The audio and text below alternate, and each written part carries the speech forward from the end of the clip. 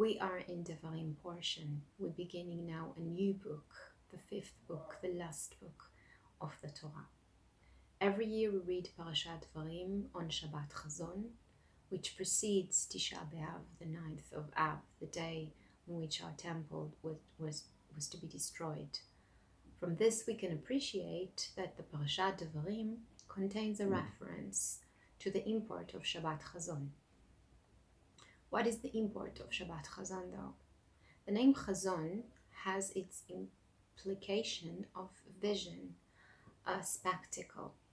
On this Shabbat, every Jew is shown vision of the future Bet HaMikdash from a distance.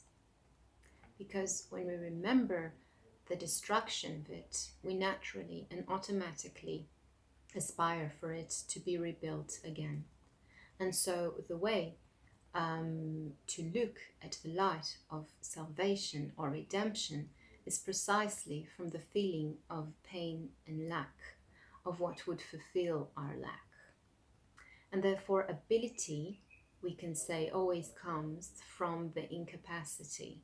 And what a better way of showing this to us than a 37-day-long speech of the one who couldn't speak before, of Moshe Rabenu, the man who was stutterer, that is now able to put forth an effective, meaningful, and educational speech, summary of what has been said by Hashem in the past 40 years. Devarim mean words, or the spoken words. This book of Devarim is also called Mishneh Torah, the repetition of the Torah. Moshe wrote all 5 Chumash books, or 5 Torah books. But as our sages explain, the first 4 books, Moshe was only transcribed everything that he received from God, from Hashem, while in Devarim he says things in his own words, under his own ability of speaking what's inside his mind and inside his heart. In other words, we have here 2 dimensions of Torah. The first dimension, as we see in the first 4 books, which both content and packaging are bestowed from the above. God spoke through Moshe and to the people of Israel. The second dimension is which in the divine wisdom and will, our own will, is packaged in our own words, so that we are becoming partners of the divine, partners of the Creator. Well, past sages will say that God desired a free, independent, and partners whose choices are fully in his own. Well, I disagree. I don't think so. God released the children of Israel from the land of Egypt for the purpose of worshipping him in the desert. We were never free, and we are not free today. We know that every action we make has consequences. We have been free to then later be enslaved again by our Creator for doing his work or worshipping him. We're not independent, for we are part of a collective. Either it's our own nation, or whether it is humanity in large, our family, we are part of a Hashem plan. We are part of the work of Hashem laws, and the work or the laws of Hashem always asks us to treat the others with dignity and respect, and therefore so also the independent part is not truly accurate. And what about our choices? Well, our choices are made before we even aware of them. We go inside this world while possessing already a spectrum of psychological and cultural aspects or attributes, whether it's our own family or nation, our geological even location. None of us is a blank sheet. God wanted true partners for his creation, that is, for his endeavor, that is correct. The ones that are aware of all this, the lack of freedom, the lack of independence, and the lack of ability to choose as a free person, because we are obligated to choose by laws of the above, of the divine. So, but still, as the contributors to this creation, even though we know all those things, we do not hesitate and follow the divine laws of Hashem.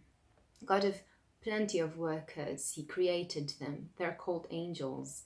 The difference between humans and angels is that the human can choose to be in a state of enslavement out of free will.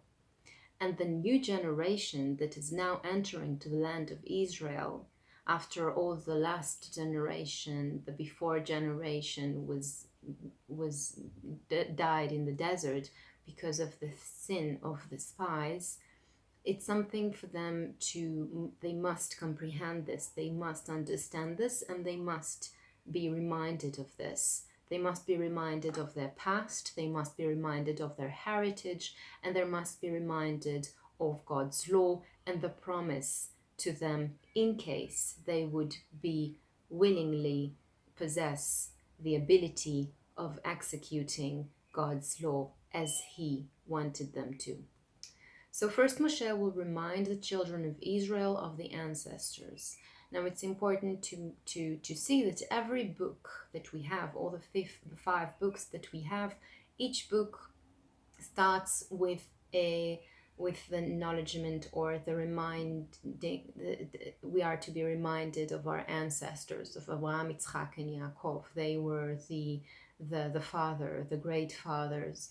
That due to their belief and due to their work in the realms of the roots in the book of Genesis, Bereshit, we are now even in a possibility, or we are now even can claim to be a nation working or worshipping Hashem.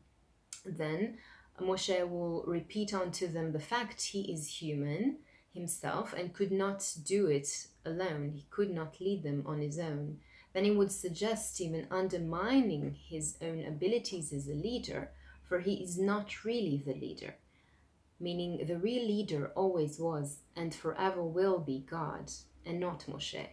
And so he says, then he reminds them of his breaking point, the time in which he says, how can I bear your trouble, your burden? You're a burden. And I asked for Hashem for help.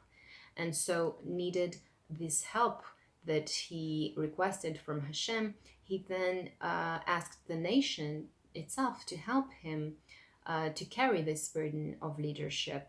Wise and understanding men he chose, those who known among the tribes, which then he made as heads of the tribes and later on became the judges.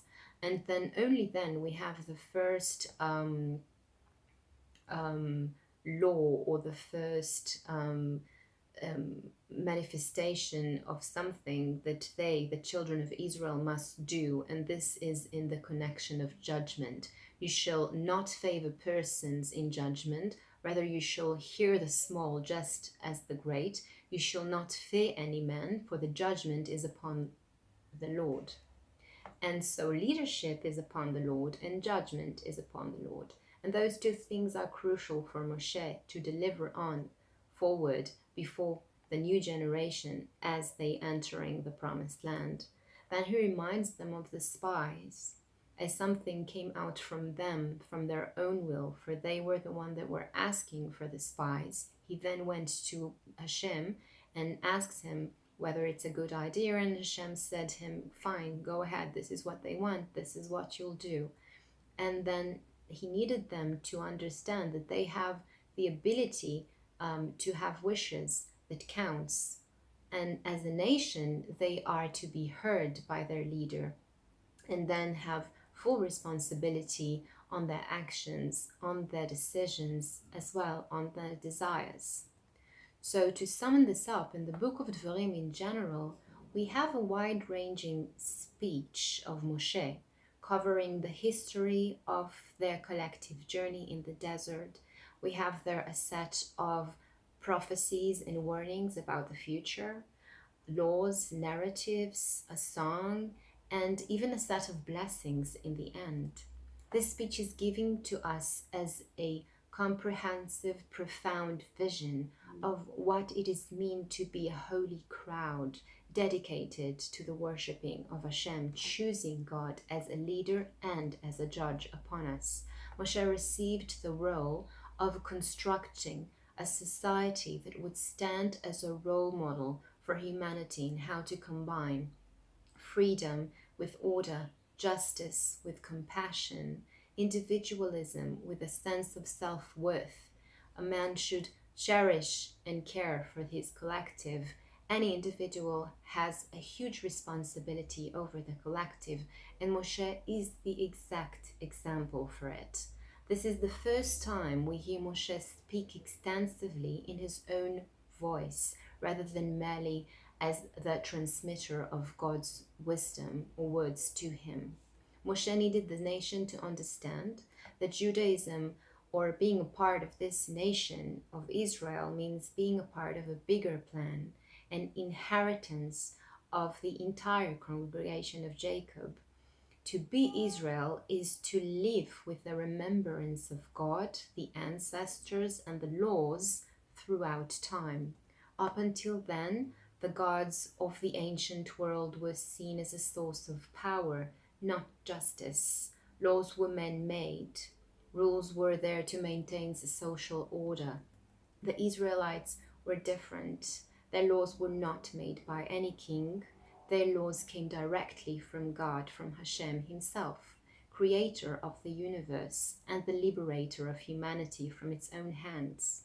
At this defining moment of his life, Moshe understood that though he would not be able physically to enter with the children of Israel to the land of Israel, to the promised land, he could still be with them intellectually and emotionally and spiritually if he gave them the teachings to make them to take with them into the promised land, into the future.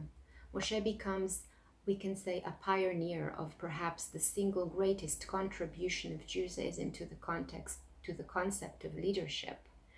A leader must give a self-example, and a leader would always be a better leader if he can teach, if he practices what he's preaching.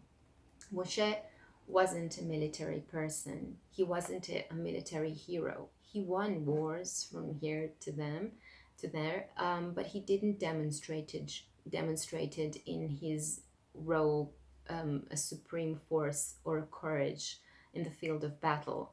What Moshe knew was that the most important battles are not in the battlefield. They are inside the mind. The most important battles are spiritual, moral, and cultural. A military victory shifts the pieces on the chessboard of history, while spiritual victory can change lives. A military victory is almost always short-lived. Either the enemy attacks again, or a new and more dangerous enemy appears. But spiritual victories are there to stay. They last forever. Due to his humility, modesty, and humbleness, Moshe became a leader not for his own time, but for all time. It is not easy to say, but it is reality. The reality is that teachers shape our society, handing on the legacy of the past to those who build the future, to those who need education, to the children. That insight sustained Judaism for longer than any other civilization ever existed. Began with Moshe in the last months of his life, in this speech that he just now beginning to say, in this book we are about to enter. So have a Shabbat Shalom, and remember that you should take words into your own hands and speak from your heart, remembering that you're not completely free, you're not completely independent, and you're not really always can have your own choices, but still, as worshipping God, you understand that those are the laws and you must obey them. So have a Shabbat Shalom, and I hope to see you next week.